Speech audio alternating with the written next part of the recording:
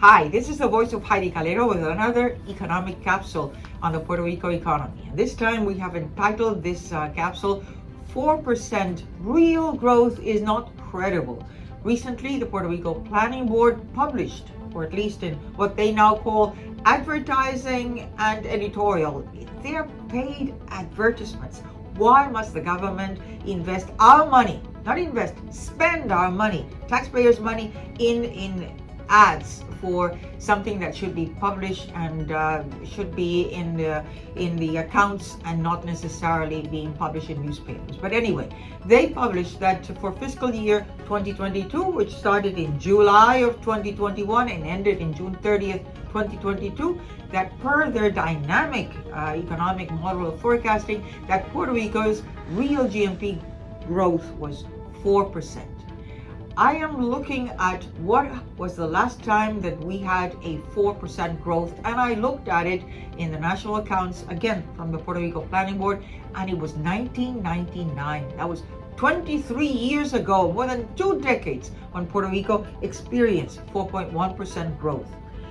What were some of the indicators? Well, personal consumption in 1999 was 5.4%, but now, according to the Puerto Rico Planning Board, was 4%, so lower. In construction, investment in construction, it was 19.7% in real terms, no inflation. 2022 was only 3.7%. Investment in machinery and equipment, it was 34.5% in 1999, and now it was lowered, 24.7%. Government consumption, it was 4.4% in 1999. Now it was lowered, 3.9%, despite all these billions of dollars from aid, from reconstruction after hurricane, earthquakes, all that recently, and a lot of money that Congress has mandated, but not all of it has been dispersed in terms of reconstruction in Puerto Rico. The next graph looks at a tool that we as economists have, a decomposition of growth components, which depicts, if you add up all these elements, they should come up to the rate of growth that was published in 1999, 4.1% at the top of those columns that you see there. And I'm putting in comparison here 2021, which was only 1% growth, and now suddenly Puerto Rico Planning Board has said it's 4%. Let's look at these components. In 1999, the magenta segment, negative 11.8%, is what it's called net sales. You could say it's exports less imports. Because Puerto Rico is an island, most of what we consume, or even the investment of machinery and equipment, all of that, most of it is imported. So it's going to be negative. Imports are going to be higher than the exports. So negative 11.8%. The green segment is important. It's investment.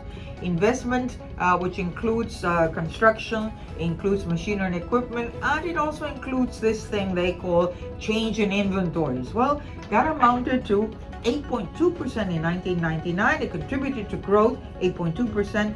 And then the orange segment is consumption. It contributed 6.5% in terms of growth. And then the purple one is the government consumption, which is contributed 1.2%. So all in all, that was all adds up to 4.1% growth. Let's look at 2021, the last figure, published figure that we had. That was 1%. Notice again these changes. Oh, net exports increased, were even further increased in terms of imports. It was negative 27.7%. The investment in construction, machinery and equipment was meager, negative 0.9%, so it didn't contribute to growth. And then consumption did contribute 29.3%, and then finally government consumption 0.3%. So meager growth, meager components, mostly a huge increase in consumption. But as I said, consumption doesn't move too much the needle. But let's look at what the Puerto Rico Planning Board has said now. Oh, 4%. Well, let's look at some of the components. Well, they said that net exports really would have been like negative 9.9%, negative 10%. So it is less bad than in 1999, but still negative. More imports than exports. Then we have the segment in green, and they have said that it is investment. That investment contributed 5.4% in 2022. That's lower than the 8.2% in 1999. Consumption, the orange segment, they said it contributed 7.3%, so slightly higher, just 0.8% higher than consumption in 1999. And the government consumption stayed the same, 1.2%. So it is not credible. How can you achieve 4% growth when investment was even lower, than consumption was even lower than it was in 1999? Let's look further into this table that I'm depicting for you now that says comparison makes the case. What case? That 4% is not credible. On the left-hand side are different indicators. On the right-hand side, you see in red, the column is fiscal year 1999, and next to it, it's fiscal year 2022, and then the gray segment column is the percentage change, just percentage change from 1999 to 2022. Notice that it's the same real GNP growth that we have been talking about, but construction in monetary prices was 16.3% lower in 2022. Real construction, just look at the gray segment, that gray column. Real construction, taking this inflation out, was lower, 50.3% lower in 2022 compared to 1999. The construction deflator, it says incredible that it was 2.9% when before in 1999, when we didn't have any inflation practically, it was 2.2%. Not credible. We all know that inflation must be higher. The inflation in CPI, just to show the point, it's 4.6% overall for fiscal year 2022, and it was negative 0.1% in 1999. Cement sales in bags of 94 pounds, look at the gray column, it was 66% lower in 2022 than in 1999. As far as I know, construction requires a lot of cement. How about jobs? Jobs per the household survey, it was 25% lower in fiscal year 22 compared with fiscal year 1999. And per the establishment survey, it was 55% lower.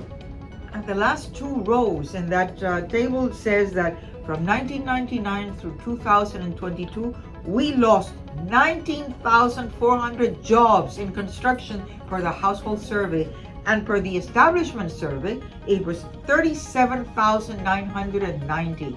If we do not have hands, how can you have this increase in construction that they have said that it would be, or even in investment in machinery and equipment? Because you have to install that. You don't have the people to do it. And from construction to have 3.7%, you need it. You need people. So finally, the last table that I'm depicting for you, just making the case that 4% growth is not credible. Economic activity in the U.S. was decelerated for 2022 fiscal year.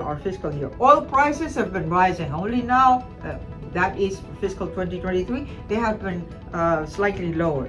Investment, true, in construction machinery equipment, it increased, but it increased only 4.7% compared to 16.7% in 1999.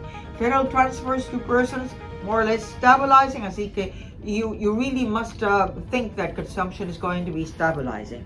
Population has been going down, and the global economy is decelerating as we speak, and for 2023 a global recession is in the cards. So overall, 4% economic growth for 2022 fiscal year is not credible. Puerto Rico Planning Board, you were the shining star before in terms of the national accounts. Please be credible.